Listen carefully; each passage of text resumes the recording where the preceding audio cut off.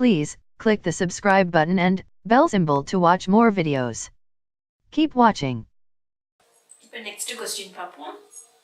நுண்ணீர் பாசன தொழில்நுட்பம் என்பது என்னன்னு கேட்டிருக்காங்க. நுண்ணீர் நம்ம வந்து சொட்டு நீர் பாசனம் பார்த்திருக்கோம். அதுக்கு அடுத்ததா ரீசெண்டா வந்திருக்கிறது வந்து நுண்ணீர் பாசன தொழில்நுட்பம். நுண்ணீர் பாசன தொழில்நுட்பம் என்றால் என்ன? நுண்ணீர் பாசன தொழில்நுட்பம் என்பது நீர் பாய்ச்சும் போதே நீரின் வழியே உரத்தையும் செலுத்தி ஒரு குறிப்பிட்ட கால இடைவெளியில் சீரான அளவில் நீரை செலுத்துவதாகும். பயிர்களுக்கு நீரை செலுத்துவதாகும். இதான் கொடுத்துருக்காங்க.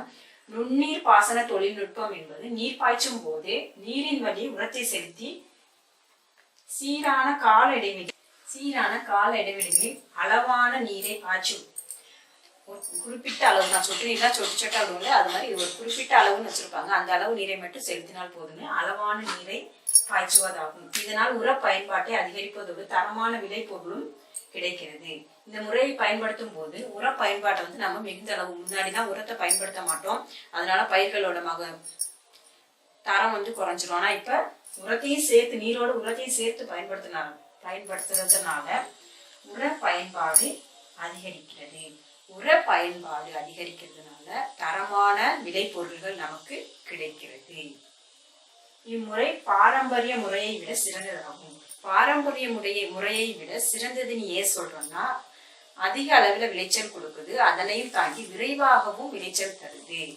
சோ இங்க உரன்றது ரொம்ப ரொம்ப முக்கியமான பொருளா இருக்கிறதுனாலும் உரத்தை வந்து நம்ம தேர்ந்தெடுக்கிறது ரொம்ப முக்கியம். இயற்கை சார்ந்த உரங்களை நம்ம தேர்ந்தெடுத்து பயன்படுத்தினால் சால சிறந்ததாகும்.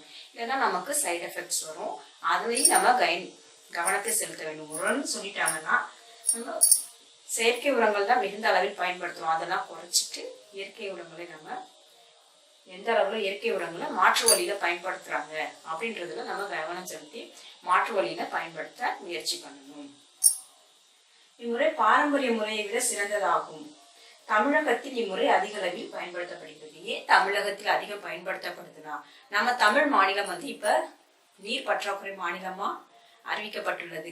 அரசால் அறிவிக்கப்பட்டுள்ள காரணத்தினால நம்ம தமிழ் மாநிலத்திலும் தமிழகத்திலும் அதிக அளவில் பயன்படுத்தப்படுகிறது.